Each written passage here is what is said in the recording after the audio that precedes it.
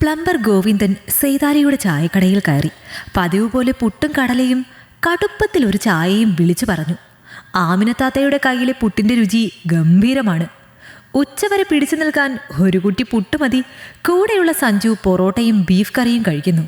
അച്ഛൻ കിടപ്പിലായതു മുതൽ രാത്രി ഭക്ഷണം മാത്രമേ വീട്ടിൽ നിന്ന് കഴിക്കൂ. അമ്മയ്ക്ക് അച്ഛൻ്റെ കാര്യം നോക്കാൻ തന്നെ ഒറ്റയ്ക്ക് പറ്റില്ല. താനും കൂടെ ചെന്നാണ് രാത്രിയിലേക്കുള്ള കഞ്ഞിയും കറിയും തയ്യാറാക്കുന്നത്. അച്ഛന് വീട്ടുഭക്ഷണം മാത്രമാണ് പഥ്യം.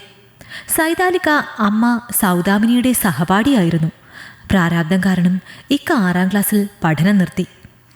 അമ്മ പ്രീ ഡിഗ്രി വരെ പഠിച്ചു. അപ്പോഴാണ് പട്ടാളക്കാരനായ കേശവൻ നായരുടെ ആലോചന വന്നതും കല്യാണം കഴിഞ്ഞ് അമ്മ അച്ഛനോടൊപ്പം ജയ്പൂരിലേക്ക് പോകുന്നതും.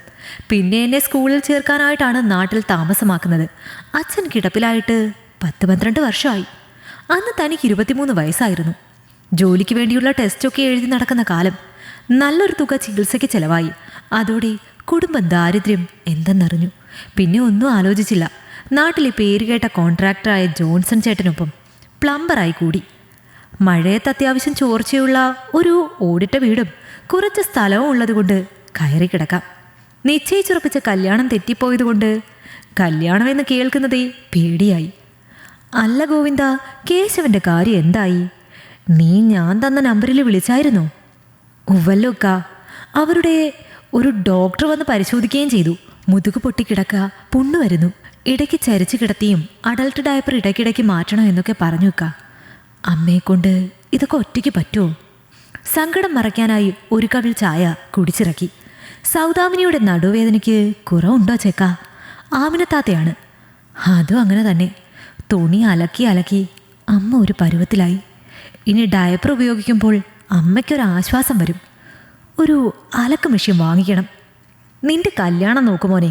സൗദാമിനിക്കൊരു തുണയാകട്ടെ. ഒരു പാവപ്പെട്ട വീട്ടിലെ കുട്ടി മതി. ഇത്തിരി സ്നേഹവും നന്മയൊക്കെ ഉണ്ടാവണം.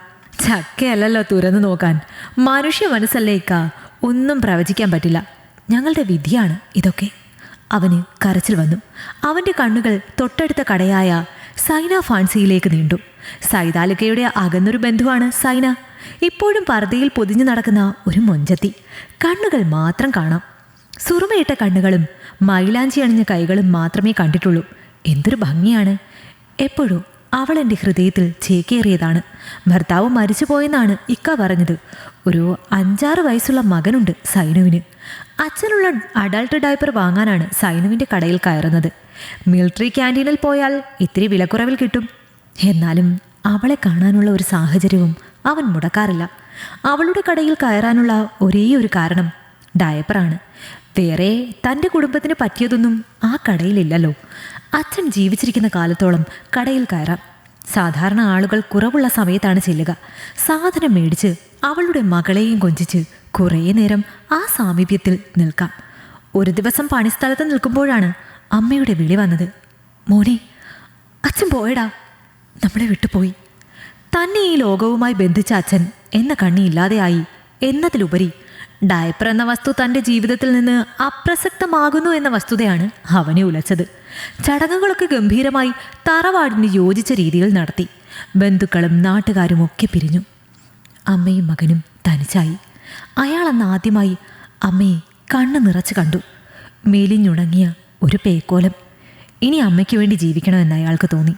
അച്ഛൻ്റെ മരണശേഷം അയാൾ കടയിൽ നിന്നുള്ള ഭക്ഷണം ഉപേക്ഷിച്ചിരുന്നു. അമ്മയുടെ മടിയിൽ തലവെച്ച് കിടന്ന ഒരു രാത്രിയിൽ അയാൾ അമ്മയുടെ മനസ്സിലെ ചെറിയ ഇഷ്ടം തുറന്നു പറഞ്ഞു. ആരാണെന്ന് പറഞ്ഞതുമില്ല. പിന്നെ കടയിലൊട്ട് പോയതുമില്ല. സൈനുവിൻ്റെ കടയും അവന് അന്യമായി മാറി. അവിചാരിതമായി ടൗണിലെ ബേക്കറിയിൽ വെച്ച് കണ്ടപ്പോൾ അവൾ ഓടി വന്ന് സംസാരിച്ചു. ഗോവിന്ദേട്ടൻ നാടുവിട്ടോ? ഇപ്പോൾ കാണുന്നേയില്ലല്ലോ. ഞങ്ങളെയൊക്കെ മറന്നോ നിങ്ങൾ? കുറേ നേരം ഒന്നും മിണ്ടാതെ അവളുടെ കണ്ണുകൾ നോക്കിയിരുന്നു. ഇവൾ കോഫി കുടിക്കുമ്പോൾ മുഖാവരണം മാറ്റുമ്പോൾ അവളെ ഒരു നോക്ക് കാണാലോ.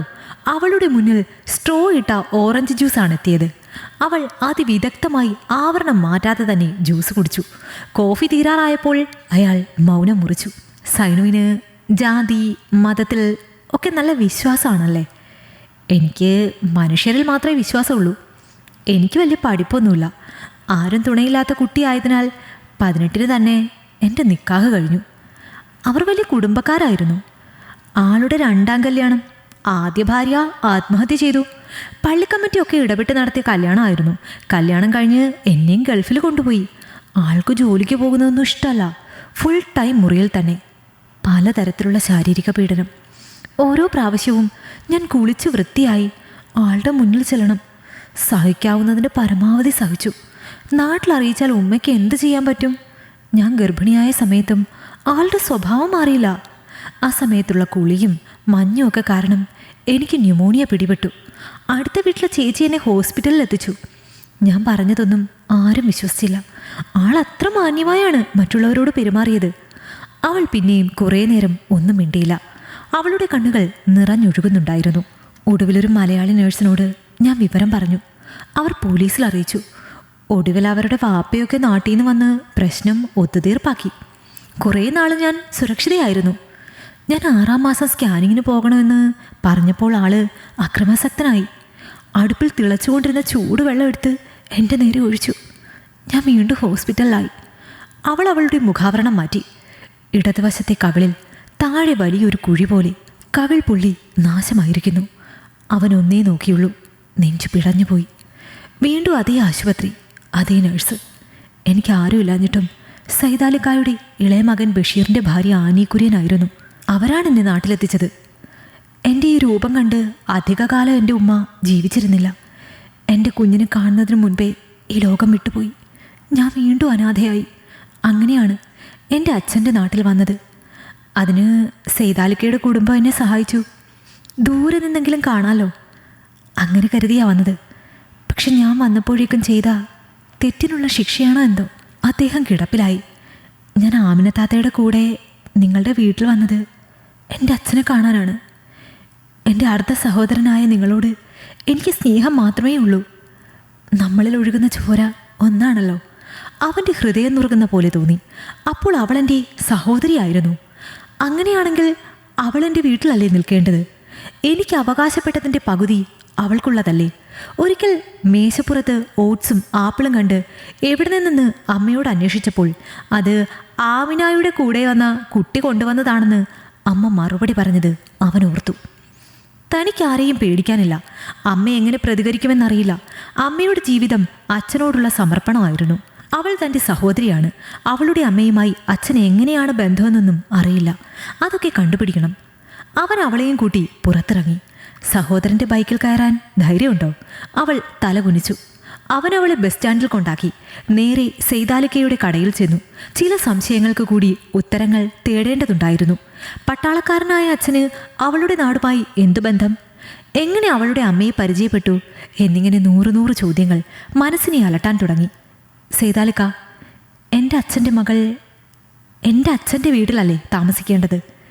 ഇത് നേരത്തെ അറിഞ്ഞിരുന്നുവെങ്കിൽ അച്ഛൻ്റെ ആത്മാവിന് ചെയ്ത തെറ്റിന് പശ്ചാത്തപിക്കാൻ അവസരമുണ്ടായേനെ. അച്ഛന് മോക്ഷം കിട്ടിയേനെ.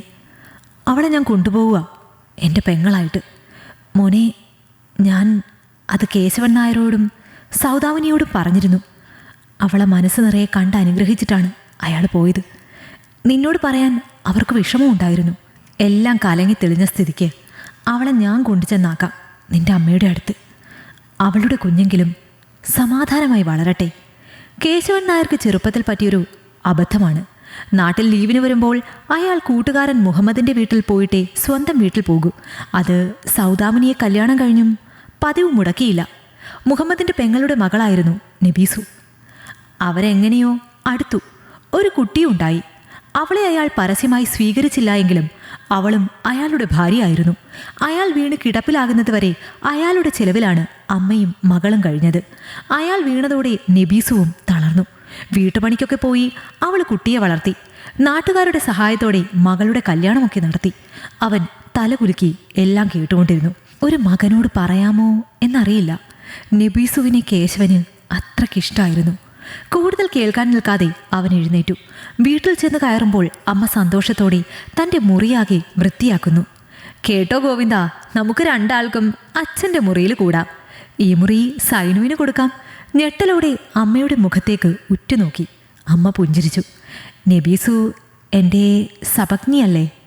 അപ്പോൾ സൈനു എൻ്റെ മകൾ തന്നെയല്ലേ? കുറേ അനുഭവിച്ചില്ലേ പാവം. ചെറുപ്പമല്ലേ? ഇനിയുള്ള ജീവിതമെങ്കിലും സ്വസ്ഥമായിരിക്കട്ടെ. നിന്റെ അച്ഛൻ അറിഞ്ഞോ അറിയാതെയോ ചെയ്ത തെറ്റുകൾക്ക് അനുഭവിച്ചു കഴിഞ്ഞു. ശിക്ഷ വിധിക്കാൻ നമ്മൾ ആരുമല്ല, മറക്കാനും പൊറുക്കാനുമാണ് എൻ്റെ തീരുമാനം. ഞാനും 12 വർഷമായി 4 ചുവരുകൾക്കുള്ളിൽ. എനിക്കും പുറത്തിറങ്ങണം. ഒരു മാറ്റം എനിക്കും വേണം. അവളുടെ കട വിപുലീകരിക്കണം. ഞാനും അവളെ സഹായിക്കാൻ പോകാം. എൻ്റെ അമ്മേ. അവൻ അമ്മയെ നെഞ്ചോട് ചേർത്തു.